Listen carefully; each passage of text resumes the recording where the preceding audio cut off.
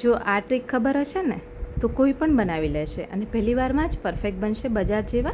તો બજારમાં મળતા એટલે કે ફરસાણવાળાની દુકાને મળતા પાપડી ગાંઠિયા આપણે ઘરે એકદમ ઇઝી રીતથી બનાવવાના છીએ અને પરફેક્ટ માપ સાથેના. તો પહેલી વારમાં પણ બધાના ગાંઠિયા પરફેક્ટ જ બનશે. તો સૌથી પહેલાં તો આપણે તેલ ગરમ થવા મૂકી દેવાનું છે. હવે અહીંયા આપણે સેવ મેકર લેવાનું છે, એટલે સૌથી પહેલાં આવી પ્રિપરેશન કરી રાખવાની, એટલે ફટાફટ બની જાય ને, ટાઈમ ઓછો બગડે. તો આ રીતની જે જાળી આવે છે ને એવી લઈ લેવાની અને એને તેલથી આપણે ગ્રીસ કરી લેવાની છે. તો અહીંયા આપણે સેવ મેકર એટલે કે સેવ પાડવાનો સંચો લીધેલો છે. તો એ જાળીને અને અંદરથી સંચાને પણ આ રીતે ગ્રીસ કરીને રાખી દેવાનું. હવે આપણે ચણાના લોટનું માપ લઈએ. અહીંયા તમે બેસન યુઝ કરી શકો અને અહીંયા મેં છે ને ઘરે બનાવેલો ચણાનો લોટ જ યુઝ કર્યો છે. રેડીમેડ બેસન જે મળે છે એ નથી લીધેલો, કોઈ પણ તમે લઈ શકો. તો અહીંયા આ રીતે દબાવીને જ ભરવાનું, કારણ કે એનો વોલ્યુમ વધારે હોય. જ્યારે તમે ભરો ત્યારે એવું લાગે કે બહુ છે ચણાનો લોટ, પણ એકચ્યુઅલમાં એ એટલો હોતો નથી. એટલે આ રીતે દબાવીને ભરજો. તો અહીંયા આપણે 2.5 કપ જેટલો ચણાનો લોટ લીધેલો છે. તો 2.5 કપમાં આખો ડબ્બો ભરીને રેડી થશે, એટલે કે એક સંચો પડી જશે. હવે આપણે આ રીતે પાણીનું અને તેલનું માપ પ્રોપર જોશે. તો અહીંયા 1/4 કપ જેટલું તેલ લીધેલું છે અને તેલની અંદર 1/2 કપ જેટલું પાણી લેવાનું છે. 1/4ની જગ્યાએ તમે 1/2 કપ તેલ પણ લઈ શકો, એટલે 1/2 કપ તેલ અને 1/2 કપ પાણી, એ બે પ્રોપર માપ છે. પણ હું એટલે તમારે વધારે પડતા સોફ્ટ કરવા હોય ને, એકદમ આમ મોઢામાં મૂકીને ઓગળી જાય એવા, તો તમારે 1/2 કપ તેલ લેવાનું રહેશે. પણ હું એટલું તેલ યુઝ નથી કરતી, એટલે મેં 1/4 કપ જ તેલ લીધેલું છે. હવે એના અંદર 1/4 ચમચી જેટલું મીઠું, અડધીથી 1/4 ચમચી મીઠું નાખવાનું અને નાની અડધી ચમચી જેટલો મેં ખાવાનો સોડા લીધેલો છે, એ એડ કર્યો છે, કુકિંગ સોડા. અને એની જગ્યાએ તમે પાપડ ખાર પણ યુઝ કરી શકો છો. અને આ રીતે હેન્ડ મિક્સરથી એને ફેરવી દીધેલું છે. તો આ રીતનું ઘટ્ટ એક મિશ્રણ રેડી થશે. તો આ રીતે એને હેન્ડ મિક્સરમાં અથવા તો તમારે મિક્સરની અંદર ફેરવીને જ લેવાનું. તો એકદમ પ્રોપર એકરસ થઈ જશે અને આ રીતે એક કહેવાય ને કે સોડા એક્ટિવેટ પણ થશે અને આનું જે ગાંઠિયા છે ને એકદમ આપણા બ્રાઇટ થશે આનાથી. તો આ રીતે ચણાના લોટની અંદર વચ્ચે એક ખાડો પાડવાનો અને પહેલાં એ મિશ્રણ રેડી દેવાનું એકસાથે. પછી ધીરે ધીરે હાથેથી આ રીતે ગોળ ગોળ કરી એને ફેરવતું જવાનું અને લોટ કેમ ભેગો કરીએ એ રીતે ભેગો કરવાનું. જો આ રીતે, જેથી કરીને તેલ ને પાણી આમનામ નાખશો તો ગઠ્ઠાને એવું રહેશે અને પ્રોપર મિક્સ નહીં થાય, એટલે તમારા ગાંઠિયા પરફેક્ટ નહીં બને. તો આ રીતે કરશો ને તો જો આ રીતનો સરસ લોટ બંધાઈને રેડી થઈ જશે. ચણાનો લોટ છે એટલે હાથમાં થોડો ચીપકશે, પણ તમે એને ધીરે ધીરે કરીને ભેગો કરી દેશો એટલે આ રીતનો બંધાઈ જશે. તો અત્યારે આવો કઠણ તમને દેખાય છે. હવે આપણે પાણી લેવાનું.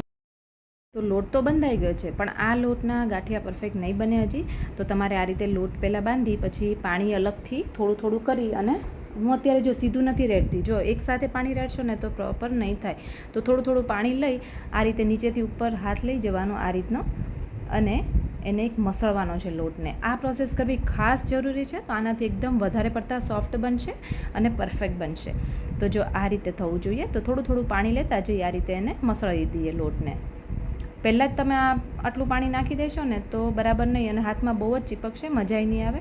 તો આ રીતે પહેલાં લોટ ભેગો કરી દેવાનો, પછી થોડું થોડું પાણી લઈને સરસ મસળી દેવાનો. તો એના માટે મારે અહીંયા 1/4 કપથી 1 ચમચી ઓછા પાણીની જરૂર પડે છે.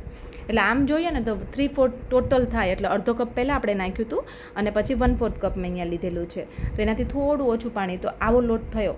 હવે આપણે ગ્રીસ કરીને પહેલેથી રાખેલું હતું, એટલે કોઈ ઝંઝટ ના રહે, ફટાફટથી આપણે એમાં ભરી દેવાનું રહે. તો આ રીતે ચમચીથી ભરશો ને તો સરસ ભરાઈ જશે અને હાથમાં ચીપકશે નહીં. હવે અહીંયા જો આ રીતે થોડો લોટ નાખજો, તેલમાં ધીરે રહીને ઉપર આવશે.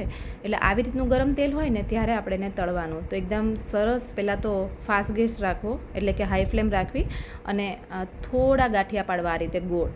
ઉપરા ઉપરી ના થાય એનું ખાસ ધ્યાન રાખવું. જો વાસણ પોળું હશે તેલનું તળવા માટે તો વધારે સારું. અને આ રીતે ધીરે ધીરે ઉપરથી છૂટા પાડતા જવાના. જો અડવાનું નથી, પણ થોડું થોડું આમ પ્રેસ કરવાનું, એટલે ઉપર તળાતું જશે અને બબલ્સ તમને દેખાશે, ધીરે ધીરે ઓછા થઈ જશે હમણાં. અત્યારે હાઈ ફ્લેમ છે, હવે તરત જ આપણે લો ફ્લેમ કરી દેવાની. તો મીડિયમ ટુ લો ફ્લેમ પર જ તળવાના છે, નહીં તો કાચા રહેશે. તમને અત્યારે એવું લાગશે કે કલર ડાર્ક થઈ ગયો અને થઈ ગયા છે, પણ એ નહીં થયા હોય, અંદરથી કાચા હશે. એટલે આ વાતનું ખાસ ધ્યાન રાખવું અને તળાવવાનું, મતલબ એ જ મેઇન છે. તો આ રીતે જો બબલ્સ થઈ તમને એવું લાગશે કે આજુબાજુ બબલ્સ ફેલાઈ ગયા છે, એટલે કે આપણા આની બાજુમાં જ છે, જો ગાંઠિયાની બાજુમાં આ રીતના બબલ્સ થાય એટલે સમજી લેવું કે ગાંઠિયા તળાઈ ગયા છે. તો એને આગળ પાછળ ફેરવતા જઈ અને તળતા જવાના છે બસ. અને મીડિયમ ટુ લો ફ્લેમ પર જ તળજો, એટલે કાચા બિલકુલ નહીં રહે. અને આનો કલર ડાર્ક નથી હોતો, આ પીળા જ હોય છે. એટલે તમારે ઓલા લાઇટ પિંક કે લાઇટ બ્રાઉન કે એવા થાય અને તળાવવા દેવાના એવું નથી. એટલે હાઈ ફ્લેમ પર નાખવાના, તરત જ મીડિયમ ટુ લો ફ્લેમ કરી દેવાની. તો બસ આ વાતનું ધ્યાન રાખશો ને તો ગાંઠિયા એકદમ સરસ બનશે અને બિલકુલ કાચા નહીં રહે. અને એક ખાસ વાત કે ઉપરા ઉપરી ના થવા જોઈએ. તો જો આ રીતે આપણા બધા ગાંઠિયા બનીને રેડી થઈ ગયા છે. હું તમને એનો અવાજ દેખાડું કેટલા ક્રિસ્પી બન્યા છે. કોને કોને ગાંઠિયા બહુ ભાવે છે અને તમારા ગામમાં કે સિટીમાં કોના ગાંઠિયા ફેમસ છે એનું નામ જરૂરથી જણાવજો.